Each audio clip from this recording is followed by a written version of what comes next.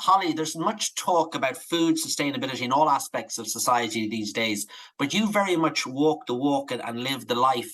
Tell us a bit about yourself. Well, my name is Holly White. I studied journalism, and then 9 years ago at this stage, I made the decision to adopt a vegan diet initially, and then it became my lifestyle. And I was motivated for environmental reasons, but also from a curiosity and a personal health point of view as well. And the real thing that I'm very passionate about is, whilst it is so important to be aware of the climate impact that eating this way can, have, how can we make it delicious? And I suppose working across clients within the hospitality industry, it's been really, really gratifying Yeah, to because see. it's more than just a lifestyle, isn't it? It's your business now as well. It's your livelihood as well as your lifestyle. Yeah, and I think it's a strange thing when you take something that was a hobby and you turn it into a business. But yeah, it would be my business, but the fun element has never gone from it. Like I would never view it as in, this is who I am and this is what I love to do. I don't necessarily kind of view myself as in and out of work because the food that I share with people is still the food that I eat at home. There's no kind Yeah, of office hours for me necessarily in that yeah. regard. And you mentioned the hospitality industry, and I know you work with kind of large events and certain hotels and sort of conferences and so on, sort of designing menus effectively that are plant-based and are of a vegan nature. How's that going? And kind of what's the feedback from the clients? I think the key thing for me is I believe in this food. I've trained all around the world and I have sat in beautiful restaurants and seeing people from every walk of life enjoying this kind of food. And for me, it's just actually about bringing that experience into somewhere where that might not be commonplace. And I'm extremely passionate. And I know that a lot of the time, once people eat the food, once they realize how they feel, that they're satisfied, you can change and you can elevate their perceptions of plant-based food. So my work kind of typically involves working with chefs, explaining what and how and why I do what I do, coming together, creating recipes, and most importantly, making sure that everyone tastes and understands and appreciates the food, and that whatever it is that we create sits confidently alongside their traditional options. Yeah, and you talk about working with the chefs and working with the kitchen. Do the chefs in the kitchen have to be of a certain standard, or is it or effectively can plant-based meals and vegan menus and stuff be done to a very high standard in any equipped kitchen? I mean, I think it's really important for me to be honest and say that I'm not traditionally trained. There are people who Yeah, I would work with who are far more experienced than me. And it's really, really important, I think, to, just be honest. What I have you know, lacking in some areas, I make up for in passion and I've an incredible sense yeah, of flavor. But certain things, such as, say, for example, my knife skills, my presentation might not be on a par. But I think that as long as there is a mutual sort of a respect and an understanding, you can collaborate together to create something very, very special. So I think as long as there is that curiosity and enthusiasm and I think mutual respect, I can happily work with anyone. I think the only thing I will say is if someone didn't want to work with me, I probably yeah, wouldn't want to work with them. There has to yeah, be that curiosity and I think respect for this different customer. That could be someone who has made the decision to adopt a plant-based lifestyle. That could be someone who has allergies, or else it could just be someone who just loves food. But if yeah, there isn't an interest in serving that customer with vegan options, I kind of don't really go where I'm not yeah, welcome. yeah, yeah. Uh, Um, and we obviously have very stretching, legally binding climate action targets as a country by 2030, and we seem to be well off the pace. So we're going to have to do far more in all areas, green energy, retrofitting homes and stuff, but particularly in the food sustainability front. I've been to a few conferences, tourism events, where they've waxed lyrical on stage about sustainability, and then we've sat down for lunch and 400 fillet steaks have been served. So we could be doing far more, couldn't we, as a society, as individuals, as businesses, to kind of, if you like, properly pursue sustainable food means. Yeah, but change takes time, and I would always be very compassionate. I think food is very traditional. I think food is people are very emotionally connected to it.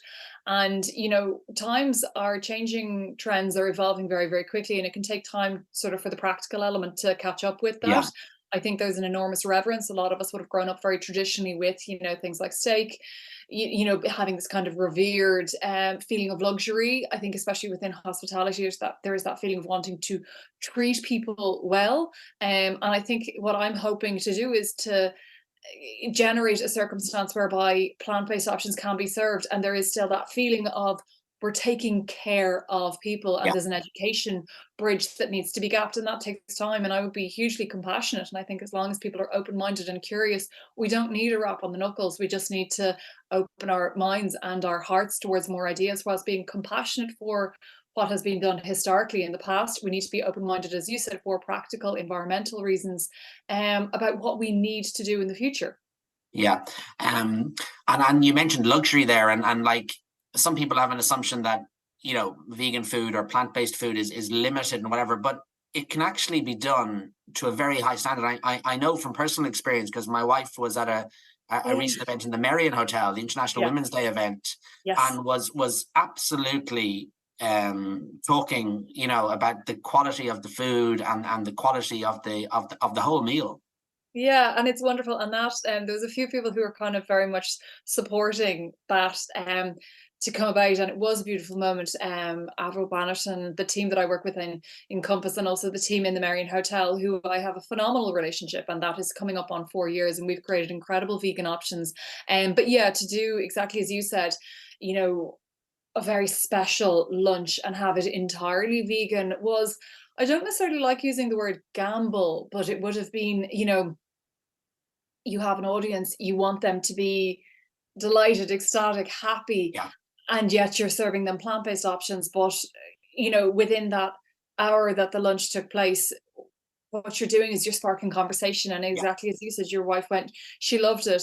All I want to do is change people's perceptions. What they choose to do beyond that is none of my business. But exactly as you were saying, there is a perception with vegan food that it can be sort of very humble, very rustic. And elements that I come at are, I actually did a vegan ketogenic diploma because I wanted to, it's kind of in terms of ratios, I wanted to reduce the carb impact of a lot of the vegan food that I was doing and make higher protein, higher fat content, richer dishes, because again, they leave people feeling much more satiated, much more satisfied. And it's also about using kind of rich flavors. So things like, say, for example, truffle oil. I love also bringing in like fermented elements, pickled elements. So it's about getting creative and actually going, hang on, how vast can we use, plant-based Yeah. options? Yeah. So can it be done to scale as well? Because I'm thinking of tourism events and conferences and so on, and you might have 500, 1,000 people sitting down for a lunch or a dinner. It can be done to that scale as well. 100%. I mean, I think the thing is the education point is really important. So say, for example, if I'm working with a corporate client, I will always make sure that we have a non-pressured tasting day. It's really important, especially if chefs are working with different and new ingredients that they're familiar, that we all have time to taste the ingredients, to understand, to agree on the presentation. And that has to be done in a non-stressed environment. You cannot do that the day of an event. Yeah. If people are, again, as I said, working with different textures, different ingredients, there has to be an understanding. So if I was working with a client on a large scale event, I would always make sure that we agree on the recipes in advance and that we have, a generously timed tasting day. And that's kind of where the magic happens. And specifically with clients, is what I notice is they'll get it to about 85% of what we want on the recipes alone. But it's in those days of coming together, seeing how we're going to plate it, that everything becomes really special. And sometimes it is those extra elements that you add onto a dish that make it pretty, beautiful, that elevates people, kind of people's taste. And that's the collaborative effect. So as long as you allow for that key tasting day, I think anything can be done to scale, because once you have a formula, it becomes like painting by numbers. But you have to be generous with people and know these are new ingredients, new recipes, new techniques. And also there needs to be a new understanding. Like, say, for example, working with one brand, it was really important to emphasize to the chefs that you can't cook vegan food on like kitchenware that is used for meat and animal based products as well. So there were just simple things like with that client, what we did is we just labeled woks. We put certain elastic bands around them so that they knew, and that's the vegetarian vegan one, that's the meat one as well. So there's a sort of a functional kind of a setup, and then there's that little bit of magic that happens once people taste the food. Yeah. And just thinking of the practicalities, so fabulous food, fabulous tasting food, brilliantly presented. Is there a cost differential? Does a kind of a plant-based meal or a kind of a vegan meal, does it cost less? And also, I suppose, as a follow-up question, any idea what sort of the reduced carbon footprint is? Is it a 50% reduction or 70. not? Or they might be far too complex to answer. No, it's not. It's by 70%. So the University of Oxford conducted an enormous study, and they said that you can reduce your carbon footprint by up to 70%. So Wow. it is huge. In terms of tastes and flavors, it completely depends on the ingredients that you want to use. Like, say, for example, I might suggest that people substitute lentils in place of mince.